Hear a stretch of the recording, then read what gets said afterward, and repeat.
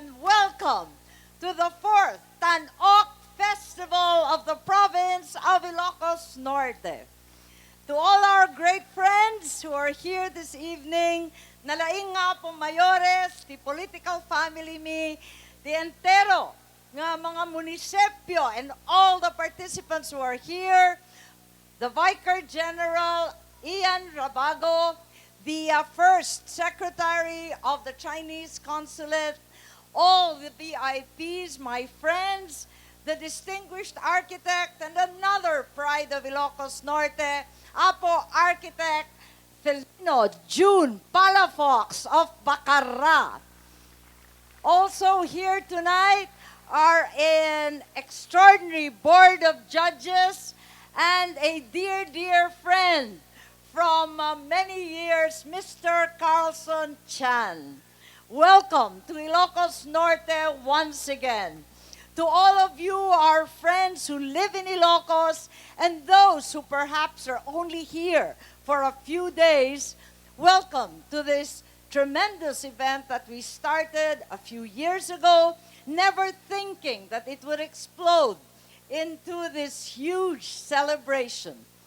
Karamihan ng mga turista na pumupunta sa Ilocos ay pumupunta rito dahil sa isang bagay lamang, sa kakakaibang kultura ng mga tauhan, mga tribo, mga barangay dito sa norte. Wala silang ibang pupuntahan kundi masinayan ang Poway Church na World Heritage, malakad ang Marcos Trail, at makain, matikman ang tunay na empanada ken bagnet. Ito ang dahilan kung bakit dito sa Ilocos Norte, ang kultura at sining ay hindi hilig o luho lamang ng mayayaman at matataas, kundi hanap buhay at propesyon na napakarami sa atin. For many of us, we take for granted what we were born with, the tremendous heritage that is Ilocos Norte and all of Ilocandia. And yet people come to see this special culture that is unique and different from anything else in the world. It is time, therefore, that we begin to put in place a cultural policy, a policy that not only recognizes museums and artifacts, but rather one that ennobles art spaces and galleries, that supports and subsidizes schools of art, architecture, literature, history, and dance, that indeed supports the workers of art. For here in Ilocos Norte, culture sells, and for so many of us, it is a livelihood and a profession. Already we have begun in Poway with the MMSU with a new first in the Philippines Conservation High School, so that we can maintain all these different tangible and intangible aspects of our inheritance. We have also watched with horror when Bohol and its churches collapsed in that terrible earthquake.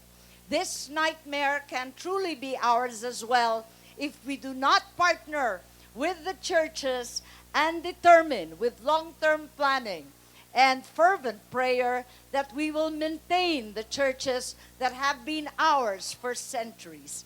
Culture indeed, popular and otherwise.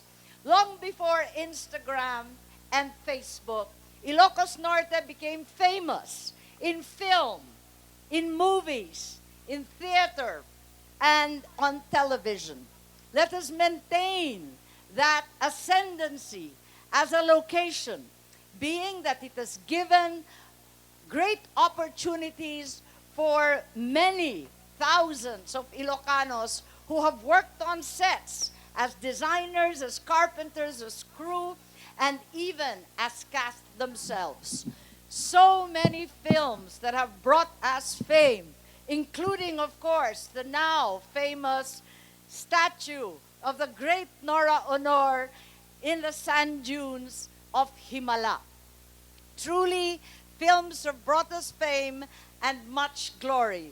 But we, here in Ilocos Norte, keep alive that culture, making certain that for all generations, each one of us will be proud to be Ilocano.